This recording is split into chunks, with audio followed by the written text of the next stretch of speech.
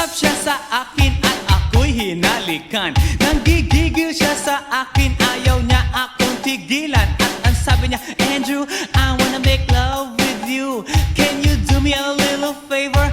Can I always be with you? But ako'y biglang nagulat nang bumukas ang pinto. It was Anna's elder sister, so kami na pahinto. There was nothing we could do, it was a pain in the nasabihin ng kanyang ate, Anna, Anna, can I join?